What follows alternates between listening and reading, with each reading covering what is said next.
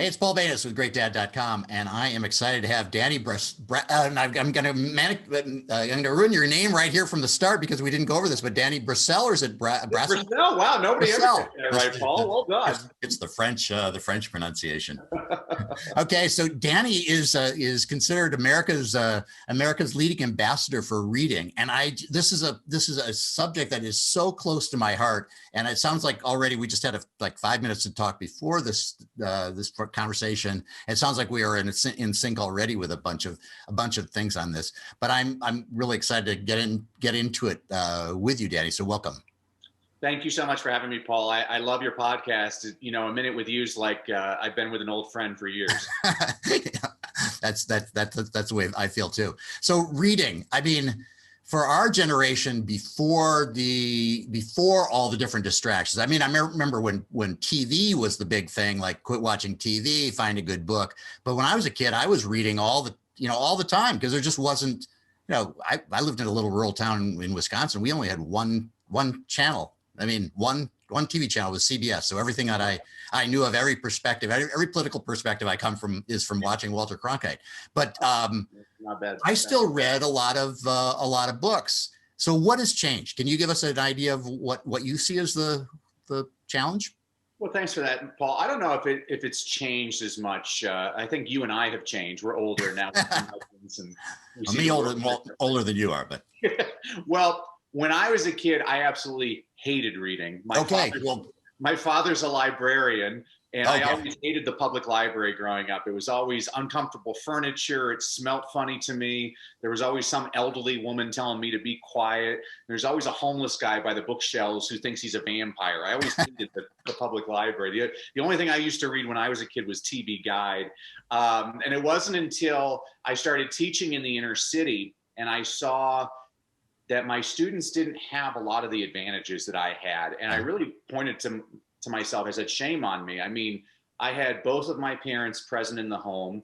We had dinner every night at 6. We weren't a rich family. We were very lower middle class, but we had food on the table. Yeah. My parents read in front of us. They read to us. We had plenty of reading materials around us. And I realized, wow, not everybody has that. To really actually address the question that you asked, what's changed is now just the media,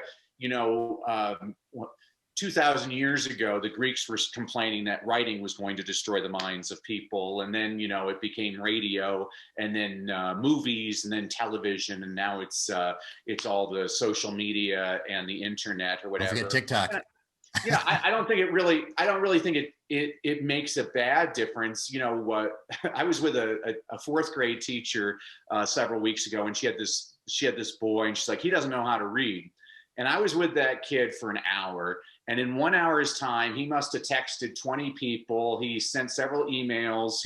He surfed the web. I'm like, he's highly literate. She's using a definition from 75 years ago. Just because he doesn't read the paperback of War and Peace doesn't mean he's not illiterate. It's just changing. And, people can debate whether it's for the better or for the worse, but I always point out to people that the average kid today sees more print in one day than a kid growing up in the 19th century saw their entire lifetime. Yeah. So it's just different. That is definitely true. Except for the generation that is watching a lot more video. And I think maybe there is some difference between those who are surfing the web and looking at websites and getting entertainment value, but still reading a lot along the way and getting some of those critical thinking skills versus the ones who are now on just TikTok and getting all their news and information from Instagram, just highly visual. And I think for a certain age demographic, that's where the worry comes, is that for a large number of people, they may be talked out of reading or may just find that there is no value in reading when everything becomes visual.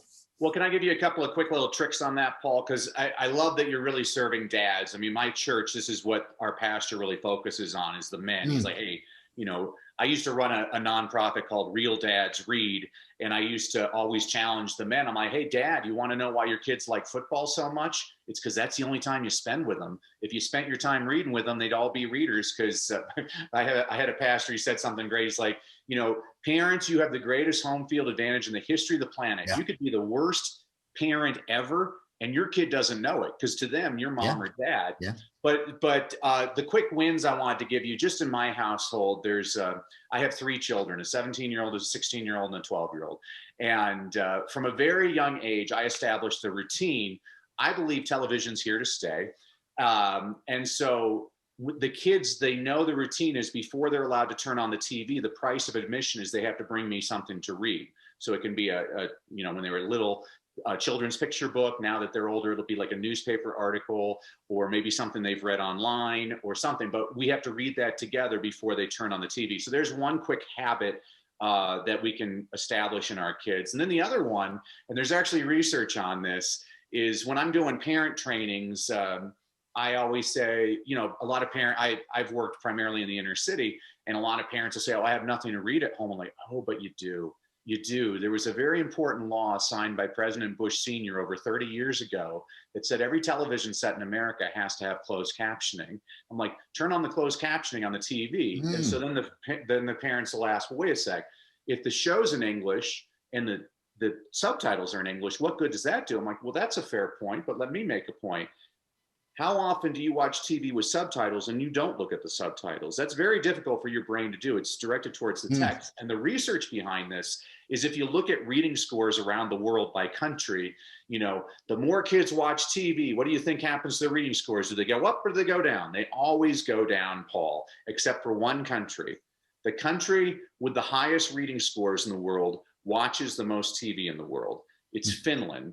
And people ask, well, how can that be? I'm like, well, because Finland makes really bad TV shows. And so what they do is they import old episodes of like Gilligan's Island and the Brady Bunch. Then they have to subtitle them all. The kids are reading constantly. So for those dads out there that are concerned that their kids are always watching screens, I don't think we should. I think we should practice Tai Chi and take the energy and figure out something to attach it to. And so closed captioning is the quick little trick there. Yeah, that's good. If you actually watch TV together, after a certain age, they no longer will watch TV. My kids haven't sat in front of the family TV in since a real football season. Yeah, it's crazy. It's crazy, huh? You touch on something that's interesting to me, because I hear different things about it, and I'll tell you what I did with my kids, and other reading experts have said that's a horror. Or actually, my daughter's English teacher accused me of doing it all wrong. But I told her that I'd give her $100 if she read a list of what I thought were the great books during high school, because I wanted to make sure that she filled in some of her reading history. And by the time she got out of high school, she had read certain books that I thought were important. I mean, the big wisdom of the wisdom of Paul on what books should be read. But the English teacher said, no, that's horrible. Why would you, incentivize her? But for her, that was a powerful incentive. And she ended up discovering things and reading things she might not necessarily have picked up on her own. So I'm just to get back to what you were saying about like incentivizing them. It sounds like you and I are more on the same wavelength, like whatever it takes to get them into it. Well, that's the thing with education, is people always are looking for the black and white answer. I'm like, well, it's like going to the grocery store. There's 38 varieties of coffee, the same way there's different types of kids. And what works with this kid doesn't necessarily work with this kid. You said you have a son and a daughter. And I always tell people, well, just so you know, 4 out of 5 of your struggling and reluctant readers are going to be boys. Boys and girls are very different. Girls will read books about little boys. Little boys have no interest in books about little girls. And they're a little bit different. I've heard so many people, one of my mentors, he used to pay each of his kids $20 to read like How to Win Friends and Influence People. That was that was on her list. Exactly. I mean, the exposure. I don't have a problem with that. I have a problem with schools that's what schools do. I'm like, well, wait a sec, you're sending the wrong message to the kid. There's easy ways around that. So I always tell people, I love that Pizza Hut sponsors the Book It program. I think it's wonderful. But if I ever meet the CEO of that program, I would make a suggestion. The way that program works right now is kids read lots of books and they're rewarded with pizza. If I ran the program, it would be exactly the opposite. Every time a kid came into my Pizza Hut and had a slice of pizza, I'd reward him with a book, because you're sending a little different message there. But what you did with your daughter, there's nothing wrong with that, because I see that with kids, I have 3 kids. Anybody, I always liked, now he's a jerk, but he used to be my idol, was Bill Cosby. He used to say, he used to always say, if you only have 1 kid, you're not a parent because you know who did it. Once you have 2, you realize, wow, I mean, and you and I already had this discussion, your son and daughter are so different. I'm like, isn't that fascinating? Under the same roof, you raise them the same way, and they just have their own personalities. And, I don't fight those. I try and figure out, well, what works for this kid? It's a little bit different. This is frustrating. I know this is frustrating when parents hear this, but I'm like, no, I've worked with tens of thousands of kids, and there's not one thing that works with every single kid. Yeah, and we talked a little bit about this book, How to Raise a Reader, which I read, and if I'd read it 20 years ago, I would have said, yeah, wow, that is exactly what I'm going to do. I'm going to model great reading behavior every day. I'm going to surround the house with books, and everybody they know is going to drop all kinds of references to books, and it'll just be a wonderland of reading. Well, that doesn't always work quite that way, because I got two little pieces of evidence in my house. I got a girl who reads a lot, and my son. It's not that my son isn't a reader, but he kind of reads when he has to for school. He's really good at reading texts and then understanding them and figuring them all out. But on a Saturday afternoon, that's not his activity of choice. So I love your point about the fact that it's not binary. So much in this world today is really binary in that way. And it's like, how do you determine what will work though for one kid versus another? Is there anything? This is a great tip for everybody. Ask.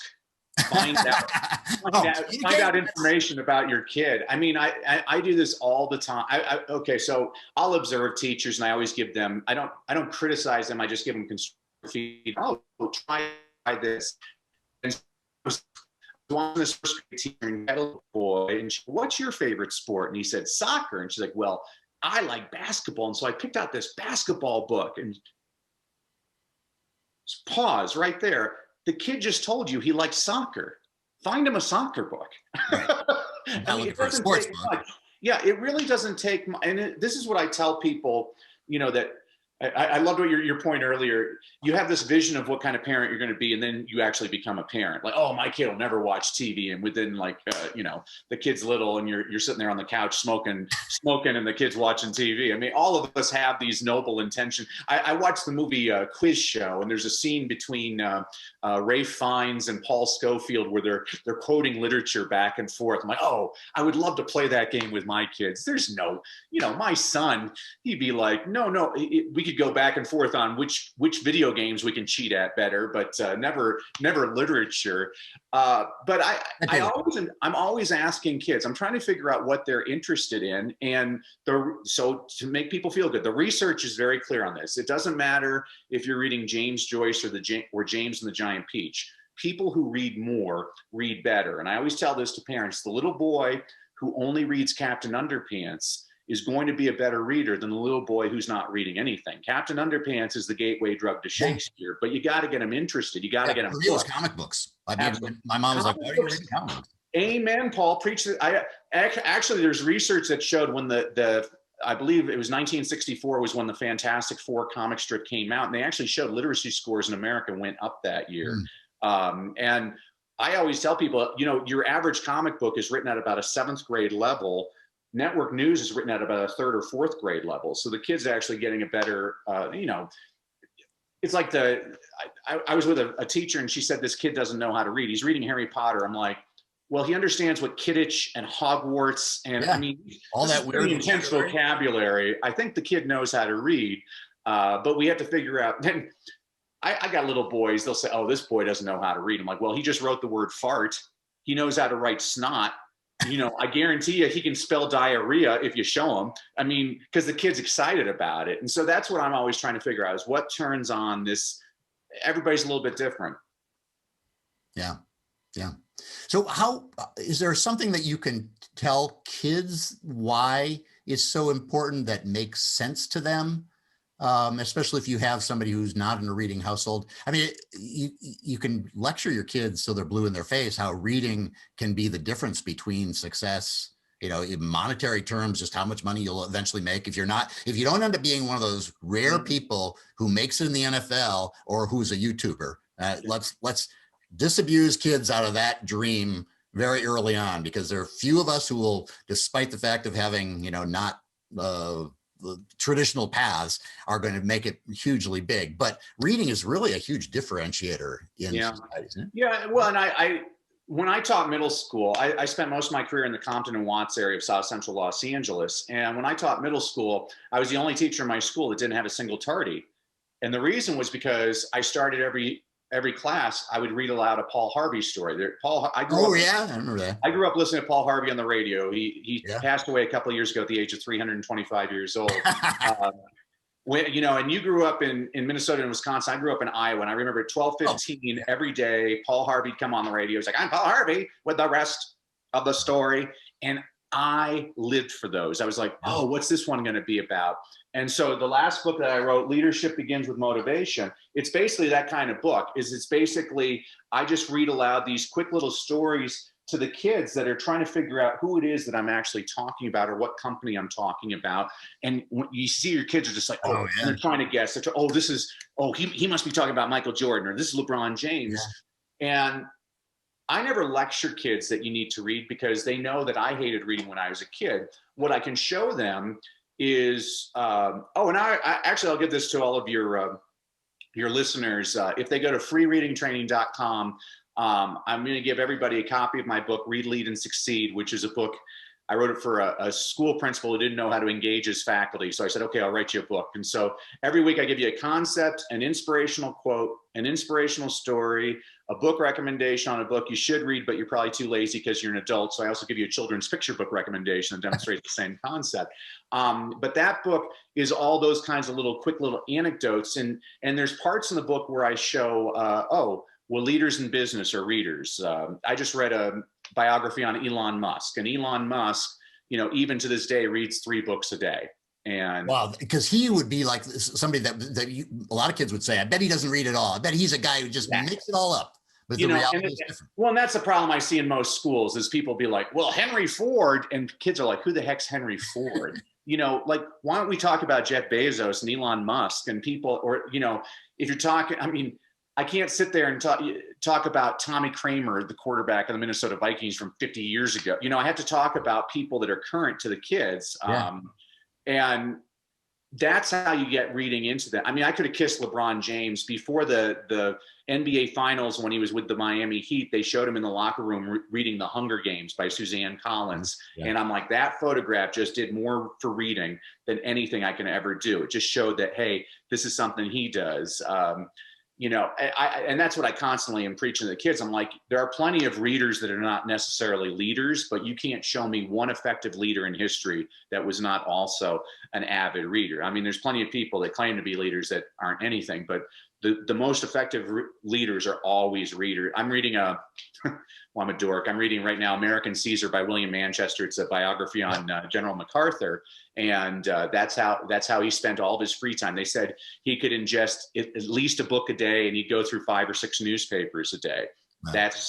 That's probably one of the reasons he was very successful.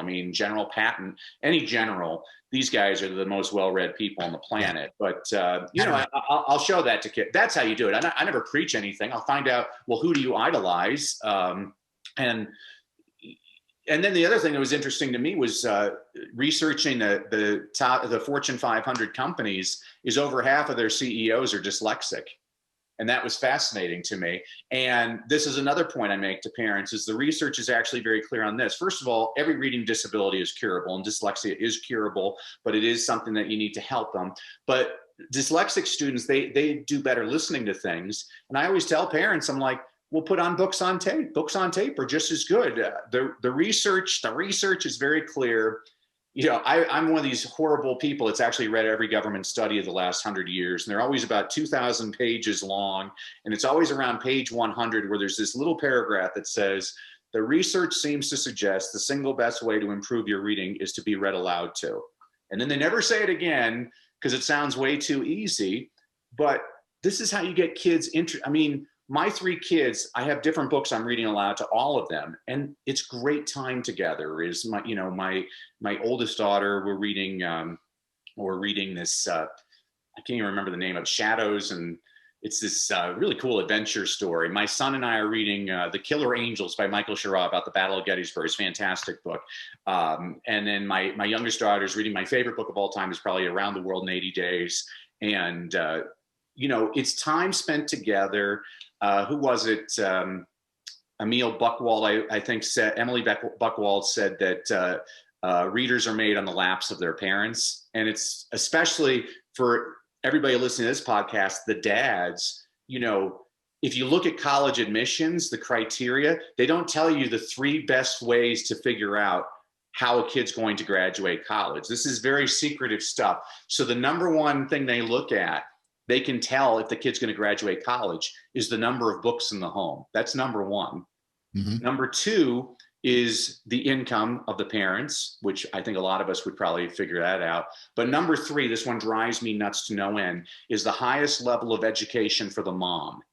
And that drives me crazy because it shows you how useless most dads are. It means that mom's doing everything. And I'm like, gosh, you know, if we can get the dads involved, that just goes so far. So I apologize, Paul. I have this problem. I always give very long answers to very short questions. No problem. I always love bringing a little bit of science and research into this, because otherwise it's just my subjective feelings about how all this works. The other thing that I think is a missed opportunity, but I don't know how to communicate it to the kids, is how life works and how much more fulfilling life is when you are a lifelong learner. It's great to have, you know, pleasure in video games or whatever, but learning builds on the fabric of existence. And maybe this isn't something that you appreciate until you get to be 20, 30, 40, 50, 60 years old, but that all the data and all the knowledge you attain then feeds off of each other. So everything becomes a deeper experience. But is there any way that you can communicate that to kids? Maybe if it is in the case of a sports kid, knowing other sports analogies or other deep dive stories into the data makes them appreciate when they like watching a football game. If you know the history of football, makes watching that game completely different. Yeah, I mean, I get really excited about it. I mean, I just show kids, if I have to, I'll be a comical person and I'll be like, well, here's one of the things that I do when I read or whatever. I'm constantly questioning things. I have a couple of weird habits. It drives my father thinks it's sacrilege to write in a book. That's why I always buy all my books myself, because I write in the margins all the time. And so as a speaker, I'm always looking for anecdotes. And so whenever there's something in anything that's an anecdote, I write an A next to it and I dog-ear the page. And then I take pictures of all those pages after I'm done with the book. And so on my computer, I have over 2,000 books the things that I thought, oh, I can use this anecdote here. Or if there's a statistic, I'll write an S next to it. So there's a statistic I can use. Or if there's a quote that's motivational, that's one of the things I do. You know, I'm always, especially with the boys, I work a lot with boys. And so, you know, sports, I'm like, well, wait a sec. You need to be able to hang out with other sports guys. You need to know your sports. You know, there's some, you know, I was with a kid the other day and he's a big New York Yankees fan. I'm like, oh, well then, you know, in his final season as a New York Yankee, Joe DiMaggio was playing in a meaningless game. And you know, the Yankees already clinched the pennant. They were up a run. DiMaggio hits a single, tries to stretch it into a double, slides headfirst into second base, almost kills himself. At the end of the inning, one of the rookies on the team looks at him. He's like, Joe, what were you thinking? And DiMaggio looked at the rookie. He's like, I was thinking that some kid up in the stands, this might be his first time at Yankee Stadium. I want him to know what kind of player I am. I look at the kids, I'm like, you know, always give your best because people are watching. Yeah. And so and now kids like stories. I don't care. And boys and girls, when I have girls, and I have a book club called LazyReaders.com. So every month I provide 10 book recommendations, 3 or 4 adult level, 3 or 4 young adult level, and 3 or 4 children's level books, all under 250 pages for people that claim they have no time to read. I'm like, well, you can read these really quickly. But it's amazing when, you know, I taught a lot of African-American teenage girls at one point, and they're like, well, we need books that are more about this. And so there I am flying to a speaking event. I'm on a plane in first class reading Sister Souljah, and the businessman next to me is like, "What's your problem?" But that's what books do, is they get to educate you about things. I'm like, wow, I don't know. If I'm going to Ireland, before I go to Ireland, I'd like to learn some things about Ireland. And so I get books about them. And then what I taught in the inner city, and I always told my kids, but I'm like, books are passports to the world. A lot of people don't know that Jules Verne never left France his entire life, and yet he wrote Around the World in 80 Days, and he envisioned all these things. I mean, think of all the science fiction books that are out there that are written. It's people creating a world. And one of my kids was griping that there wasn't enough African American science fiction. I'm like, not until you came along. Yeah, you can write it. I think it was Toni Morrison said, if the book is out, if there isn't the book out there that you've always wanted to read, then it's your responsibility to write it. And I love that. That's very good advice. Yeah, that's good. Well, there certainly is a lot of focus right now for young people on the value of storytelling. They understand how big that is. That's everything in marketing now is about how to tell a story. It's not a new idea. It's just the millennials, of course, reimagined or renamed it. But maybe there's something in there in terms of learning the stories from the beginning of humankind on, and seeing how they're common to us all. Maybe that's part of it. And that's what I always tell everybody is, when I coach speakers and they always ask, well, what's your best speaking tip? And I'm like, well, don't tell people about your successes. Tell them about your failures, because not everybody in your audience has succeeded, but they've all failed. And you're going to make them feel better about themselves. But most importantly, they're all going to trust you because you've let yourself be vulnerable in front of them. And that's, if you watch, you see it in politicians all the time. President Reagan was a master. President Reagan was able to convince factory workers in Detroit that they'd have a beer with him. Meanwhile, the guy lives in a mansion in Bel Air. I mean, that's the power of that, but that's his power as a communicator. FDR was the same way. I mean, and it's interesting. I always love looking at these people because they study one another, and it's across political philosophies. There's Reagan, a Republican, who studied FDR, the Democrat, and FDR, the Democrat, studied his uncle Teddy Roosevelt, the Republican. It had nothing to do with the politics. It's like, oh, what's the communication? How is it? I mean, my wife is from Singapore, and she has a cousin who works for the Dalai Lama. And so whenever the Dalai Lama used to come to Los Angeles, we'd always watch the Dalai Lama speak. And he always starts his presentations the same way. I love him. He always looks at the audience, he smiles, and he asks, have you been kind today? And it's so powerful. And you can hear a pin drop in an 18,000 seat stadium. And that's what a good communicator can do. And so, but it's stories. One of my favorite speakers, a guy by the name of Father Gregory Boyle, he's got a great book called Tattoos of the Heart. He's a Franciscan monk who basically started Homeboys Industries in East LA, where he gets all these gangsters, and now they're bakers and they're gardeners and they make t-shirts. And he's such a good speaker because he gets you laughing and crying within the same speech and thinking, which is what any great communicator can do. And that's what, to me, a great book does, those same things. Is after I once had an editor tell me that. He said, Danny, you're a really funny writer. If you really want to become a great writer, you got to make people laugh, you got to make people cry, but most importantly, you got to make people think. And that's when I'm reading a book, I always tell kids, those are the best books, are the ones that you think about long after you've read them. One of my favorite science fiction writers, a guy by the name of Harlan Ellison, I've been thinking about him a lot lately. He has this great quote. He says, I think it applies to America today. He says, the two most common elements in the universe are hydrogen and stupidity. I just think it's fantastic. We need to laugh a lot more in this country. Yeah, that is true.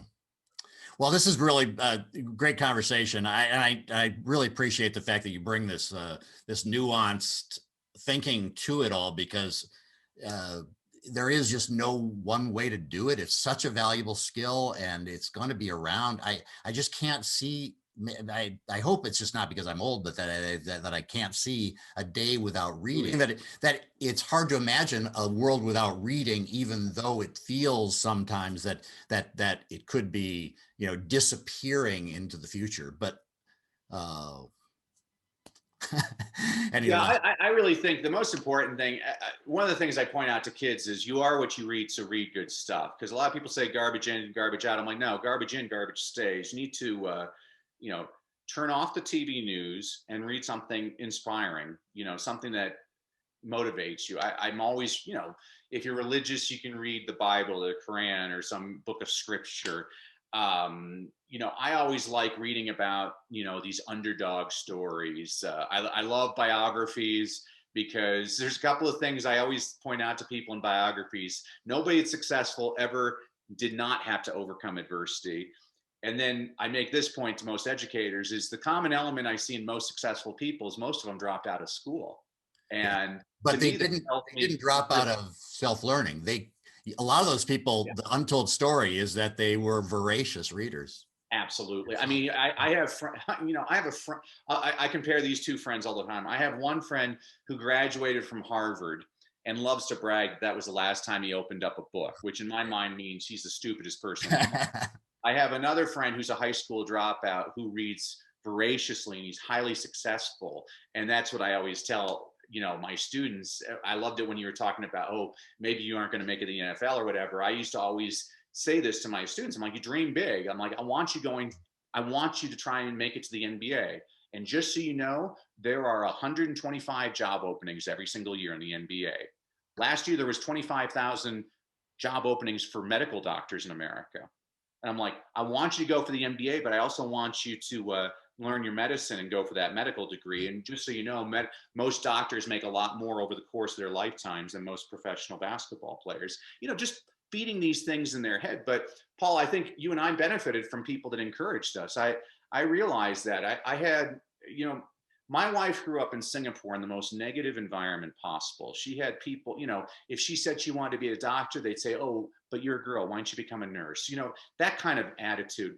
I have a photograph of me when I was 4 years old, and I'm wearing space boots, a San Diego Chargers jersey, a sheriff's badge, and a fireman's helmet, because I was going to be the first ever astronaut, professional football player, police officer, and firefighter.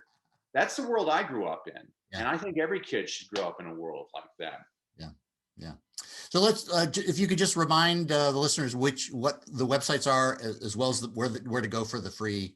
I want to give everybody the freebies. So go to freereadingtraining.com. You'll all get a copy of the book, Read, Lead, and Succeed. Actually, I also have on there, you'll get a couple of digital trainings I do with parents on how to get their kids excited about reading. You know, because that's what you and I had this conversation earlier. I think schools do an adequate job of teaching kids how to read.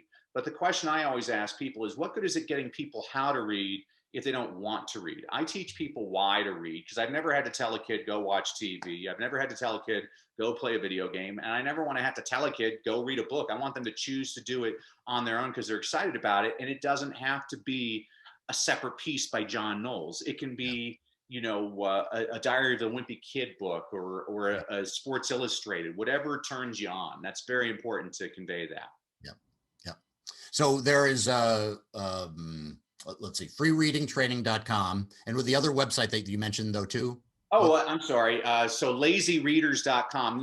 That's a free subscription also. Lazyreaders.com is you know, your book recommendations all under 250 pages. You'll get a kick out of this, Paul. It's been around since 2003, and within 5 months we became the #1 book club online. Yeah. And I didn't understand what was going on, so the guy that created the website for me does all the numbers or whatever. I'm like, what's going on? And we discovered that middle school boys were going to the site looking for short books to do their book reports. So I thought that was fantastic. That's very good. As somebody, I just picked up John Steinbeck, The East of Eden. I mean, picked up is like lifted. And when you open that up and it's like 500 some odd pages, like, oh, this is going to be a journey. I mean, John Steinbeck is he's a great writer. He's very compelling, but that's a long book versus 250. When you're forced to read, you're bringing up those. I had to read Grapes of Wrath and the most depressing book of all time. But it's a great book. It's so well. They are. But you might not appreciate it as much at age 16 as you do. This is true. You get a little bit older and you reread some of these books that you read the first time and you have a basic idea what they are and you feel completely differently about them. So Danny Brassell, really pleasure taking the time. I really enjoyed our conversation. A lot of the ways that we both think alike on this very, very important topic. Okay. This is great, Paul. Thank you for this service. I really love it. All that you're doing for dads, and thanks for making a difference, positive difference. Paul Baines at GreatDad.com, and my guest Danny Brassell. See you next time.